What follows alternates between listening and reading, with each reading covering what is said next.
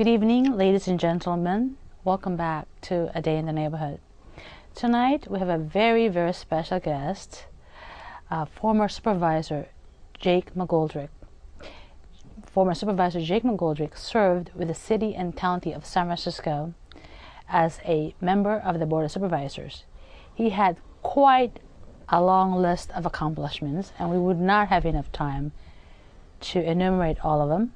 Mayor Gavin Newsom have most recently disclosed and gone to the Board of Supervisors chambers, the first in years, and perhaps Supervisor McGoldrick could tell us about that, to talk about either the $300 million or the $500 million deficit that the City of San Francisco has to resolve mid-year. So, welcome to A Day in the Neighborhood, Supervisor McGoldrick. Myrna? Mayor Gavin Newsom spent 7.5 hours taping his State of the Union address. Unfortunately, I haven't had the opportunity to listen to any of it. Yeah. But it seems that a lot of people would agree that he forgot to mention about this incredible deficit, either $300 million or $500 million, in a budget of $6.7 billion. We're looking at 30%. That tells the average person, excuse me, we are bankrupt, aren't we? Well, we're not quite bankrupt. Okay. But, I don't think you have to go and get a PhD in economics to figure out how to do a budget, any more than you have to, have a master's degree to figure out how to do your own home budget. When you only have $100 to fill the shopping cart, you can only spend $100. Mm-hmm. And when you've only got X amount of millions and hundreds of millions and so on, and what we call discretionary general fund monies, you have to figure out how to work within that and see if you can get any additional revenue. Just like if you only have $100 to go shopping, maybe you can figure out how to, earn an extra $10, $20, $30 somewhere doing something, whatever your level of income is. And that, it's just a number with a lot more zeros or less zeros behind it. The basic principle is how much is coming in and what are your priorities. Are you going to buy a porterhouse steak and filet mignon, or are you going to buy, some ground meat and hopefully some maybe turkey and not get too much fat in it? And be careful what you're doing with your money. Right. So you start there. I mean, it's just common sense. Right. And when we look at the budget, I was the budget chair last year, right. And which ended a few months back now, it seems like, but it's actually about 5-6 months now. And when we look at the budget, I was on the budget committee about 4 or 5 times in my 8 years. What we did was you go line by line, department by department, program by program. You look at certain factors that have to do with priorities, and you say, who can we afford to help? Mm-hmm. What services can we keep in place? What services can we enhance? If we had some extra money a few years ago, we had over $50 million extra. So before we get into that, when Mayor Newsom took over, became mayor, San Francisco's budget then, that's 4 years ago, was $4.7 billion. And at that point, I believe there was approximately 24,000 city employees. Well, there were actually a little under 28,000, yeah. Before? Yeah. But now we are at $6.7 billion. And we have almost the same amount of employees. I thought the number of employees have increased by 2,000 to 3,000 in 4 years. Not quite that much. No. Oh, okay. No, so could you explain how did we get here? How did? Well, a lot of the increases have to do with what they call MOUs or contracts, labor contracts, and so these are salaries. Yeah, salaries. Okay. They're not direct services. They're not. Well, those salaries are given to people who provide direct services, be it public health services or safety services. A lot of us would love to have one of those jobs now. Oh, I know a lot of people love to have one of those jobs. High, yeah, absolutely. We've always been, I think, as a city, as a very strong pro-labor type city, very decent with our city family of employees. Right. 20, whether it was 20,000, 25,000, 27,899, or whatever right now. Right. And in that sense, I think we've helped to have some very, very competent people, some very professional people working for us for a long time. Right. Some of whom could have gone out and perhaps, and this is the trade-off, they could have perhaps made more money somewhere else, but the pressures in other places, might be different. We try to give people a good working environment, good working conditions, decent, good benefits, wages, and then say, do a good job. And 99% of people do a good job. You got a bad apple here, a bad apple there, and that makes the press. And man bites dog makes the press, and dog bites man doesn't make the press. So you get some articles like this about some, occasional bums that you find working for the city. But boy, in my 8 years of experience, I found really good, decent people who really care. And actually, it's very demoralizing when someone tries to, I think, detract from the quality of the work that people do. Given that, the fact of the matter is we take good care of our employees when we have the money, and when we don't have the money, our employees, I think of as family, have to, I think, step up to the plate and make the same kinds of sacrifices that everybody else is having to make when you're a family. Exactly. For example, I'll give you a small thing, $200,000 for hoarders. Do you know what the hoarders program is? Exactly. When I first heard about it, I said, hoarders, Hoarders, people who hoard things. Well, it's a psychological, emotional kind of a problem. A hoarder program? People hold on to things to feel secure, and they don't want to get rid of them. And then, in a sense, they pack their small abodes, usually, with places where their landlords will come in and say, you can't have all this stuff. It's a fire hazard. Make a long story short, we have programs to help people psychologically then to be able to rid themselves of all this stuff that piles up. Can we afford $200,000 to help these people? And we're helping them to preserve their housing is one of the bottom line issues here, because if they don't get rid of some of their stuff, the landlords have an argument that they are jeopardizing a building. The city of San Francisco is spending $200,000. That's right. To help who now? Hoarders, people who hoard things. And those people who hoard things are subjected to eviction if the landlords can make a case that they are jeopardizing the safety of other people, because you could have a fire hazard from all the stuff that piles up in some people's places. I'm just giving you that as a quick example of the kind of detail, That's amazing. Tens of thousands. That is something to fund. When we can't afford it, maybe we give that a little less. We ask folks, say the police department. There was an article in the Chronicle the other day about how some of the inspectors say they can't take on new cases because they can't go and see their clients until 7, 8 o'clock at night. Well, maybe they need to shift their gears, and instead of coming to work at 8 in the morning, and from 4:30, they work 4 10-hour shifts normally is the contract with the police department. They work 4 10s, it's called. They work 4 days, 10 hours a day. Well, maybe instead of, and you got to renegotiate that stuff too. But you say instead of coming to work from 8 in the morning until 6 o'clock at night and 6:30 with a break, and then going on overtime at 6:30 or 7. Maybe you come to work at noon and you're there at night, and those kinds of things to hold down overtime. I did a piece of legislation on overtime to limit overtime. To spread it. We call spreading and smoothing it. And it's a long, complicated story, but essentially that article failed to point out some of the problems around overtime. How much overtime? You've got tens of millions of dollars. I mean overall, because last fiscal year, the fiscal budget, the mayor went back to the board of supervisors asking for an increase of another $100 million for overtime. Well, if you spread that money out, one of the big areas we had about a $19 million problem with the jails. It's not Sheriff Hennessy's fault. It's a question of about 5 different parties coming together because they had to open these new what they call pods they had to reopen the old jail.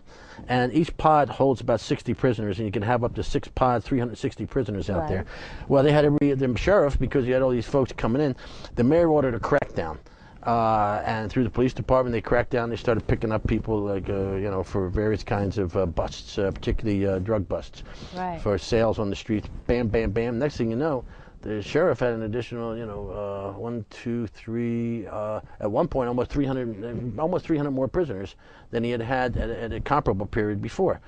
And he said, well, I got to open up pod 1, 2, 3, 4. Well, next thing you knew, we had a $19 million overtime bill for the deputy sheriffs.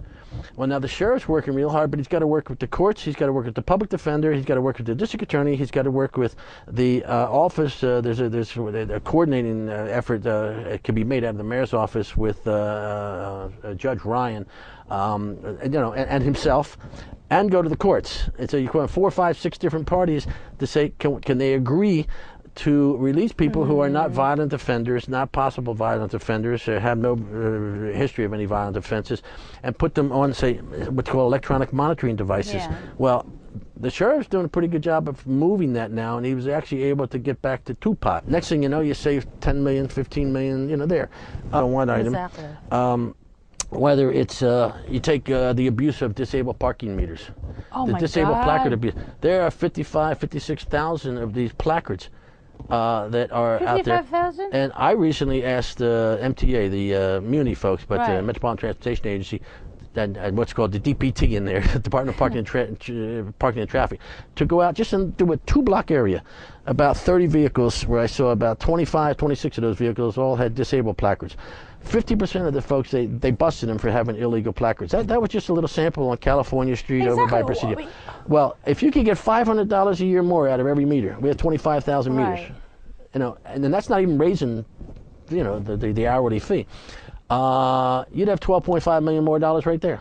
I've tried to get folks to work on that, but it's hard for them to prioritize. Unless I were the mayor and I ordered it, supervisors can only recommend, strongly urge, suggest, You're not the and so on and so on and so on, because we're not the executive branch where you have what's called a strong mayor system in San Francisco. Our charter gives the mayor a tremendous amount of day-to-day control, which is why when you pass a budget, we passed the budget and penned it in the end of June, and went into effect July the 1st.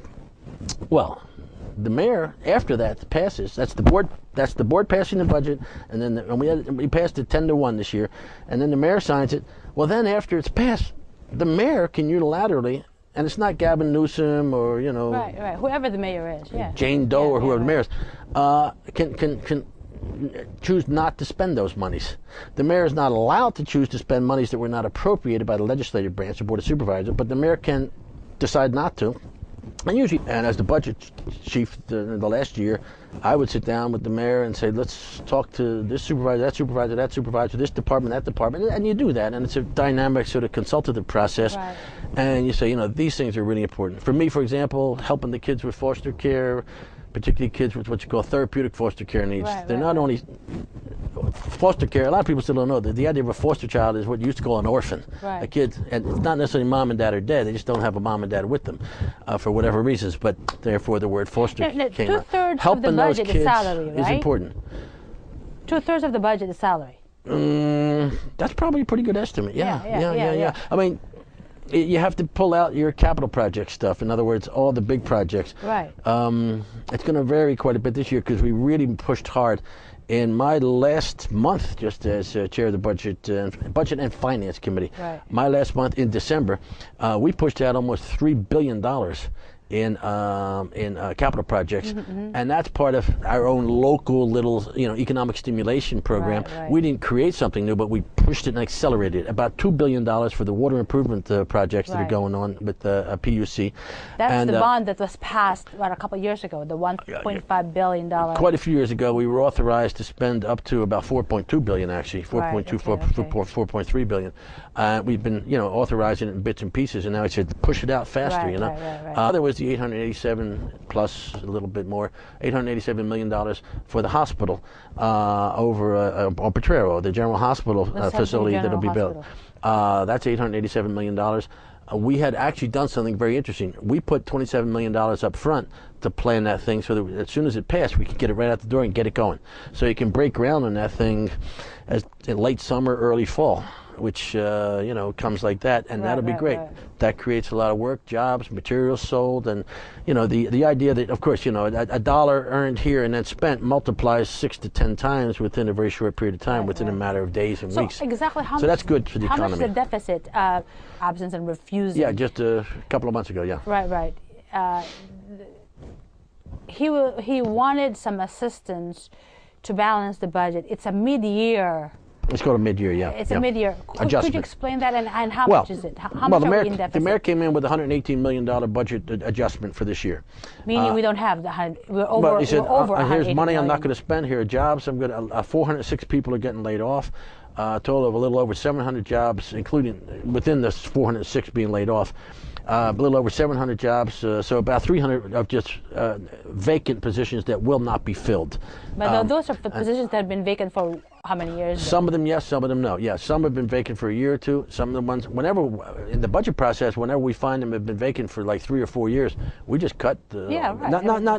Not just a hatchet job, but we generally cut those positions because say if you can't fill them in a year or two, that means you really don't need them. Right. Because what happens is departments, it's kind of a clever little thing. It's a shame about term limits because I finally learned how to do the job after a few years, how to get the key in the door, and then they tell you have to leave. It's stupid. The job for mayor is opening in a couple of years. Yeah. As I mentioned to you earlier, before we went on air, if my wife were to sign that permission slip, that's the only way I would ever even think about such a job. I'd love to do the job, but it's very hard to run for those jobs. That's more grueling to run. At any rate, what happens is the mayor comes in and says, here are some things I'm not going to spend money on. Some of them he consulted with us on. Some of them consulted less. Some of them didn't consult too much. And depends on, whose ox is being gored is what they say, because it could be Supervisor A, B, C, and they don't have a very good relationship in terms of talk to the mayor and the mayor's staff, his chief of staff, his budget to the chief, his budget to the team, and so on and so on, and department people. I mean, there's a lot of people you're talking to. Sometimes you just pick up the phone, you call the director of human services, and you're saying, look, can you guys get by on just $1 instead of $2 for a while? And if they say, oh, we really need, look, make it $1.50 and we can get by and we can serve these people. Because, your heart goes out. You're trying to serve people. Who are these people who are getting laid off, though? I mean, they're not the big guys. No, a lot of them are in, well, it's predictable. Almost 7,000 of our, about 13,000 of our employees come through what's a service group that's mainly in the SEIU unions. Yeah. Particularly one it's 10 unions that got merged into one. They call it 1021, in fact, 1021. It's called 1021. It's a little play on words too. And you got about 13,000 there out of about almost 27, 28,000 employees. Because they work in the hospitals, they offer services to people who need, whether it's shut-ins or children, helping with children and seniors and so on, vulnerable populations, we call them. Right. Well, they're bound to see more layoffs than anybody else. Well, the first time because they're more of them than anybody else. Exactly. So, but the first time nurses, the whole budget crunch came up, I thought, or the paper first reported that it was going to be lawyers. Did that ever happen? They were going to lay off lawyers from the we have lawyers in the city attorney's office, public defender's office. We have public defender's office, and we have the district attorney's office. Did they get laid off, or some got laid off? But we did that in the budget this year. Right. I don't know how many. It wasn't many that the mayor was recommending and his mid-year cuts, other than freezing positions. And saying, there were 2 or 3 positions here, 2 or 3 positions there, and they weren't going to fill them. But those are not the largest in terms of the numerical positions. I mean, one of the battles that often goes on here is that the folks who are making 157,000 versus the folks who are making 57,000. Right. The folks at the 57,000 level say, well, why don't you cut them at the top? Exactly. And that's much too simplistic, because 40 contracts with union. Yeah, but then the union contracts are not necessarily reopened right now. They can be subject to reopening if the union agrees, but the union's only going to agree if they think they're going to